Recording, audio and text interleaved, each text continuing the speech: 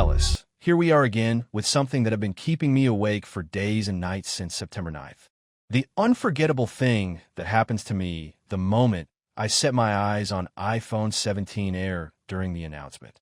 As it's known to almost everyone, Apple stock fell 1.5% to close at $234.35 on September 9th after the announcement, and an additional 3.2% decline by September 11th, erasing over $112 billion in market value. As I tell you earlier, that's equivalent to Nike's entire market cap. Some are sad about this, while some competitors are happy about that. But, yes, there's always a but. They're busy paying attention to Apple's activity, but sadly for them, believe me, they are paying a wrong kind of attention. The question is, who's paying a good kind of attention? I am. Yes, I am. What I realized is that Apple's thinnest phone of 5.6 millimeters, with a polished titanium frame with 6.5 inch. That's the future of mobile phone. That's how our smartphone will all look like in the future, because Apple is rewriting the rules of phone design. You may not believe now, but when you take a look at what they did some decades ago to our good-looking, adorable laptops we use today, I knew this ring a bell right now. So let's look a little back then and understand how Apple just did it. As I always say, nothing is free. Even to listen, you must pay attention. So do me a favor and hit that subscribe button. As we discussed, the 2008 MacBook Air at its thinnest just weighed 3 pounds, and again shocked the world by ditching optical drives, using unibody aluminum, and prioritizing SSDs for a sleek, light form factor. Then gladly by 2015, the famous 12-inch MacBook took it further, proving laptops could be silent, thin, and usable with low-power chips and passive cooling. After that, the M1 MacBook Air 2020 sealed the deal, famous, powerful, and slim, forcing competitors like Dell create XPS, HP with Spectra, and Lenovo developed ThinkPad X1. By 2025, 60% of laptops sold globally weigh under 4 pounds, and fanless designs are in 30% of premium ultrabooks. It's easy to believe that Apple's DNA is everywhere, but it's rarely celebrated. What's wrong with our generation? Either way, everyone wants an Apple taste laptops deep in their heart, even if they don't like apples. The iPhone 17 Air launched September 9th, 2025, it mirrors with its 5.6 millimeters titanium frame, thinner than any iPhone ever or maybe any smartphone to be precise, and built for portability with a 6.5-inch 120Hz ProMotion display, a 19 Pro chip, and eSIM only. Despite compromises that include single 48MP camera, 2,900 mAh battery, delayed AI features, its polished, durable exterior screams louder to the tech world, like the MacBook Air did for laptops. It's a status symbol for users who value looks over pro-level features, but it disappointed power users like me or you may be, contributing to a $112 billion market cap drop post-launch. The kicker is both the MacBook Air and iPhone 17 Air prioritized design over raw power, trading features of fans in the laptops, multi-camera systems in the iPhone Air. They gambled all that for slimness and elegance. Apple's unibody laptop chassis inspired the iPhone Air's titanium frame, and the fanless MacBook's thermal tricks the vapor chambers. Efficient chips echo the Air's cooling for the A19 Pro. Some say Apple's slim laptop playbook is now their phone playbook. Nobody notices. So this is not failure to Apple. This is Apple's formula, and it's reshaping phones. Despite the disappointment, I still nailed the bigger picture for you to picture it as well. The Air's advanced and extraordinary exterior is a glimpse into the future, even if its compromises with weaker battery, single camera, and $999 price, and yet let down feature-hungry users like me. Here's why it's a game changer. Just like the MacBook Air was, it sets a new aesthetic standard. The Air's 5.6 millimeters thickness and lightweight build make it a pocketable masterpiece, like the MacBook Air was for laptops. It's not just thin, it's durable, because titanium resists bending and visually striking, without a vapor chamber for heat management.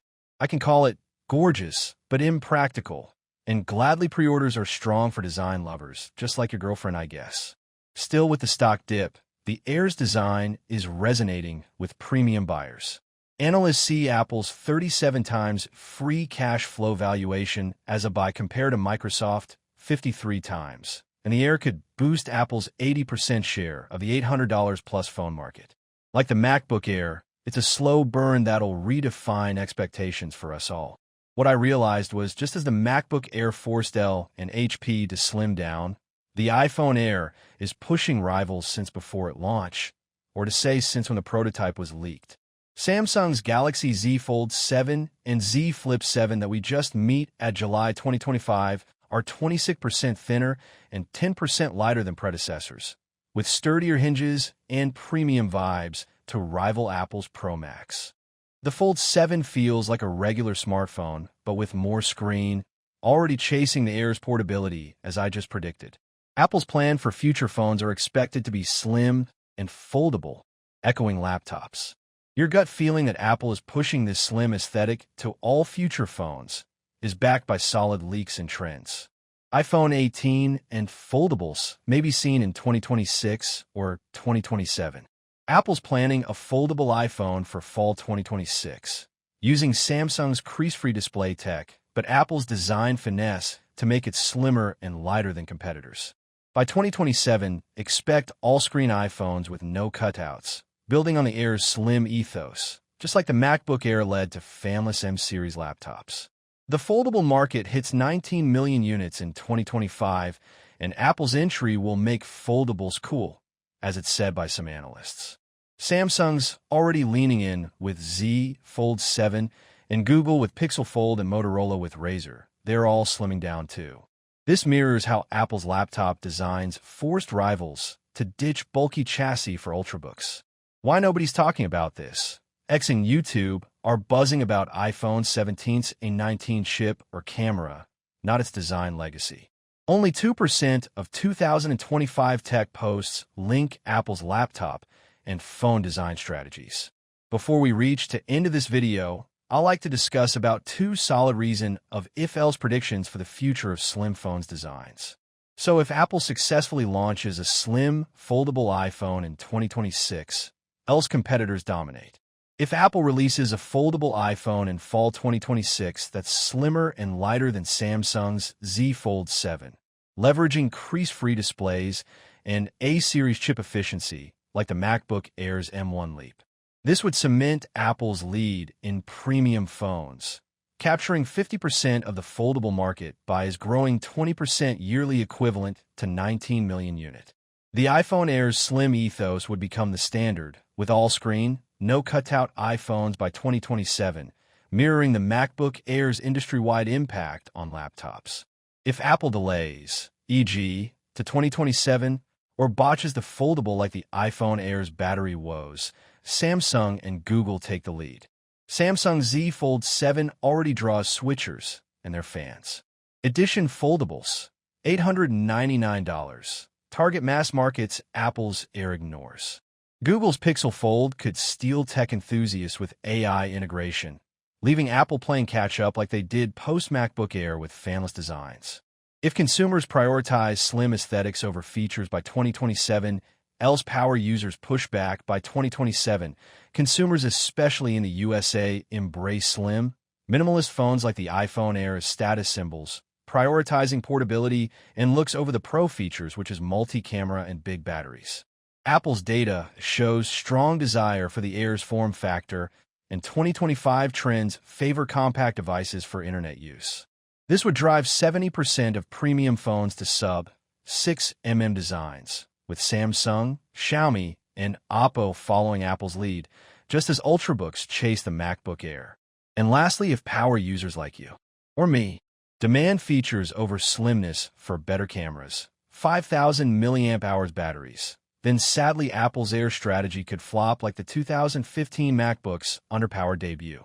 Some already call the Air overpriced for its single camera. Competitors could capitalize with thicker but feature-packed phones like Samsung S26 Ultra. Then this will force Apple to pivot back to pro-heavy designs as usual. Will slim phones rule, or do you need more power and pro features? Comment video? Thanks for watching. Hit the subscribe button if you love your phone. See you in the next one.